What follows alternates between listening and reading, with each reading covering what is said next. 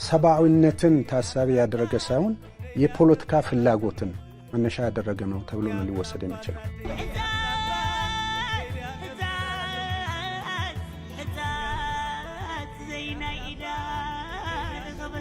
ሰው በምግብ ረሃብ መሞት የለበትም። ስለዚህ የሄደው ሰብአዊ ድጋፍ እየተደ ማለት ነው። ክቡር ኮሚሽነር፣ ይሄ ለእናንተ እኛንም እንጠይቃችሁ።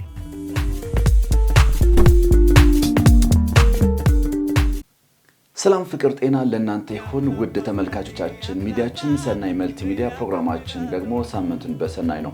እንግዲህ በዚህ ሳምንት የነበሩ አነጋጋሪ የሆኑ ነገሮችን ወደ እናንተ የምናደርስበት ፕሮግራም ጀምረናል። እስከ ዝግጅታችን ፍጻሜ አብራችሁን ትቆዩ ዘንድ የአክብሮት ግብዣችን ነው። እንግዲህ በዚህ ሳምንት ከነበሩ እጅግ አነጋጋሪ እጅግ አሳዛኝ የሆኑ ያው እንደሚታወቀው በህጻጽ እንዲሁም በአዲ መሐመዳይና በደብረ ብርሃን እና በሌሎች ቦታዎች ያሉ ተፈናቃዮች የደረሰባቸውን ችግር በምግብ እጥረት ምክንያት በረሃብ ምክንያት እየሞቱ እንዳሉ እየታመሙ እንዳሉ ይህንን የተመለከትንበት ሳምንት ነበረ። ለዚህ ሲባል ከኢትዮጵያ አራቱም አቅጣጫዎች በርካታ ሰዎች ድጋፍ እያደረጉ ነበረ። በሶሻል ሚዲያ በተፈጠረ ቻሌንጅ ደግሞ ከዓለም ባለው በዓለም ዳርቻ ከየትኛውም ቦታ ድጋፍ እየተሰበሰበ ነበረ። ለዚህም በርካታ ሰዎች እንግዲህ በጣም ደስተኛ ሆነዋል። ድጋፉ የደረሳቸው ሰዎች ሲደሰቱም አይተናል። በተለይ በሶሻል ሚዲያ ተጽዕኖ ፈጣሪ የሆኑ ሰዎች ይህንን እያስተባበሩ ማህበረሰቡን በማስተባበር በርካታ ድጋፎችን እያሰባሰቡ ለህብረተሰቡ እያደረሱ ይገኛሉ። እንደ መንግስት ደግሞ የአደጋ ስጋት ኮሚሽነር የሆኑ ዶክተር ሽፈራው ተክለማርያም አንድ ሀሳብ ሰጥተዋል። ይህንን ሀሳብ በመንግስት ሚዲያዎችን ሲዘዋወር ነበረ። ይህንን ድጋፍ የሚያሰባስቡ ሰዎች ተጠያቂ እንደሚሆኑና ድጋፉን ማሰባሰብ እንደማይቻል በቂ ድጋፍ እየተደረገ እንደሆነ የገለጹበት ሁኔታ እሱን ቪዲዮ ልጋብዛችሁና ከቪዲዮ በኋላ ደግሞ እናወራለን። ባለፈው ጥር 2017 ጀምሮ እስካሁን እስካለንበት ታኅሳስ 2018 ድረስ ወደ 2 ሚሊዮን ኩንታል የሚጠጋ እህል ተሰራጭቷል።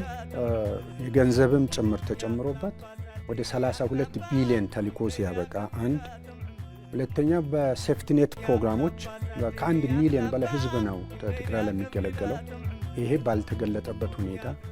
ሶስተኛው በስነ ምግብና በመሳሰሉትም በተለያዩ ተቋማት የሚሰጡ ድጋፎችን እንደ ድጋፍም እውቅና ባልተሰጠባቸው ሁኔታዎች የመግለጫዎቹ እንድምታ ምንድነው ተብሎ ከተባለ ሰብአዊነትን ታሳቢ ያደረገ ሳይሆን የፖለቲካ ፍላጎትን መነሻ ያደረገ ነው ተብሎ ነው ሊወሰድ የሚችለው። ክቡር ኮሚሽነር፣ ምናልባት እርስዎ በፖለቲካ እይታ ስላዩት ሊሆን ይችላል። ይህ የፖለቲከኞች ስራ ነው። ምናልባት እናንተና ህወሓትና ሌሎችም እናንተ ይህንን የፖለቲካችሁ ስራ ስሩ፣ ምንም ችግር የለው። እኛ ግን እያለን ያለነው ማህበረሰቡን በማስተባበር ህብረተሰቡን በማስተባበር ምንም እናንተ ኢንቮልቭ ባላደረጋችሁበት ሁኔታ ማህበረሰቡ እንደግፍ ነው፣ ሌላ አይደለም። እዚህ ጋር ምንም አይነት ፖለቲካ የሚባል ነገር የለም። ቲክቶከሮች ናቸው በብዛት በቃ ይህንን ስራ እየሰሩ ያለ። አይታችሁ ከሆነ ይህንን ስራ ያስጀምሩ እነ አቤኔዘር እነ ራስ ልዑል የሚባሉ ልጆች ገና ህፃን ልጆች ናቸው። ኦልሞስት የ20 ቤት ያሉ ልጆች ናቸው። 22 23 ምናልባት ከዛም ያልዘለሉ ናቸው። እንግዲህ ወደዚህ ስንመጣ እነ ጆን ዳንኤል እነ አዶናይ ሌሎችም ማለት ነው እነ ታኩር በጣም ማለት እድሜያቸው ገና ወጣት ልጆች ናቸው። ነገር ግን ይህ ምንም አይነት ፖለቲካ ላይ ኢንቮልቭ ያደረጉ ልጆች አይደሉም። እንደዚህ ምንም አይነት ከፖለቲካ ጋር የሚገናኝ ነገር አይደለም። ይህ ከሰብአዊነት ነው። ምክንያቱ ያየነውን ነገር ነው፣ ሌላ አይደለም። ይህን ደግሞ በብዛት ማለት ነው ማህበረሰቡ የ100 ብር ቻሌንጅ ተቀላቅሎ ነው ይህን ድጋፍ እያደረገ ያለው ማለት ነው እንጂ በፖለቲካ ኢንቮልቭ አድርጎ አንዱን ደግፎ አንዱን ተቃውሞ አይደለም። ምናልባት እናንተ ፖለቲከኞች ስለሆናችሁ የፖለቲካ በእይታችሁ በዛ ሊሆን ይችላል። ስለዚህ እናንተ ጨርሱት ራሳችሁ የፖለቲካችሁን ማለት ነው። ነገር ግን እኛ ማህበረሰቡ በምንደግፍበት ሁኔታ ግን እንዲህ መባል የለበትም። እንግዲህ በእነዚህ እናቶች ላይ ፖለቲካ የሚሰራ ካለ ምናልባት ጭንቅላት የሌለው ካልሆነ በስተቀር በእነዚህ እናቶች ፖለቲካ አይሰራም። አጥንታቸውና ቆዳቸውን ተጣብቀው የሞቱትን ተው በቃ ያላየናቸው ማለት ያየናቸው እንኳን በሞት አፋፍ ላይ ያሉ እንኳን አይተናል። በርካታ ህፃናት ማለት ነው ምንም ፖለቲካ የሚባል የማያውቁት ስለ ፖለቲካ ምንም የማያገባቸው ማለት። ስለዚህ ምንም ከፖለቲካ ጋር የሚገናኝ ነገር አይደለም። እኛ እያልን ያለነው ቢቻል መንግስት ቢደግፍ መልካም ነው። እዚህ ጋር ማለት ጥሪ እናቀርባለን በዚህ ማለት መንግስትም ይደግፍ። ከዛ ውጭ ግን እንደዚህ አይነት ስራዎች ሲሰሩ ቀጥታ ወደ ፖለቲካ የምንወስደው ከሆነ ግን አስቸጋሪ ነው የሚሆነው። እንቀጥል። ከህጻጽ ጊዜያዊ መጠለያ ጣቢያ ይሁን ሌሎች መጠለያ ጣቢያዎች ላይ ተመሳሳይ ችግር አለ ብሎ ካለ ስለዚህ የሄደው ሰብአዊ ድጋፍ የት ሄደ ማለት ነው? ክቡር ኮሚሽነር የሄደ ሰብአዊ ድጋፍ የት ሄደ ማለት ነው? ይሄ ለእናንተ እኛንም የምንጠይቃችሁ ይሄ ህዝብ የሚጠይቀው ጥያቄ ነው። እርግጠኛ ነኝ ይህንን ድጋፍ ስትሰጡ ህብረተሰቡ ጋር መድረሱና አለመድረሱ የሚቆጣጠር ምናልባት መዋቅር ይኖራችኋል ብዬ አስባለሁ። ይህንን መዋቅራችሁ በአግባቡ የማይሰራ ከሆነ እዛ ጋር ያሉ ሰዎች ይህንን እርዳታ በአግባቡ የማያከፋፍሉ ከሆነ ሰዎችን ወይም መቀየር ምንም ጥያቄ የለውም። ይህንን መጠየቅ ያለባቸውን በህግ እንዲጠየቁ ማድረግ ነው። ይሄ ምንም ከህዝብ ከተራ በህብረተሰብ ጋር ምንም የሚያገናኘው ነገር የለም። ስለዚህ እንደዚህ አይነት የት ደረሰ የሚለው ነገር ይሄ የእናንተ እኛ የምንጠይቀው ነው። ምክንያቱም ማጣራት ያለባችሁ እናንተ ናችሁ፣ መንግስት ናችሁ እናንተ። ይሄ ቲክቶከሮች መረጃ ካወጡት በኋላ ሳይሆን ሳይወጣ ገና መጀመሪያ ማለት ነው። ይሄንን ሳይወጣ መባል ያለበት ሰው ከሞተ በኋላ፣ ሰው ከተቸገረ በኋላ፣ ሰው ከታመመ በኋላ የት ደረሰ የምንል ከሆነ ግን ዋጋ የለውም። ስለዚህ ይሄ እኛ የምንጠይቀው ጥያቄ ነው። ምክንያቱም ተጠያቂ አካል ካለ መጠየቅ ስላለበት ማለት ነው። ይሄ በዚህ 100% እኛ እንተባበራለን በመጠየቅ ማለት ነው። በመጠየቅ 100% እንተባበራለን። ምክንያቱም ለህብረተሰቡ የተባለ ድጋፍ ለሌላ ዓላማ የሚያውል ከሆነ እዛ አካባቢ ያለ መንግስት ወይ እዛ አካባቢ ያለ የሚያስተዳድር አካል ይሄ መጠየቅ አለበት። ምንም ጥያቄ የለም 100% ማለት ነው። ምክንያቱም ከነዚህ እናቶች እጅ ቀምቶ የሚበላ ከነዚህ እናቶች እጅ ቀምቶ የደላ ኑሮ የሚኖር ካለ ይሄ ሰውም አይደለም። በሚገባ ደግሞ መጠየቅ አለበት በሚገባ ማለት ነው። እኛም ሰፖርት እናደርጋለን በምንችለው በድምጻችን ማለት ነው። ከዛ ውጭ ያለ ግን ነገሮች ከሆነ በኋላ ተጠያቂ ማን ነው ብለን ግን ድጋፉ እንዳይደረግ ሰው እንዳይተባበር እንደዚህ አይነት መግለጫ የምናወጣ ከሆነ ግን አሁንም ተጨማሪ ሰው መሞት አለበት እያልን ነው ማለት ነው። እንቀጥል።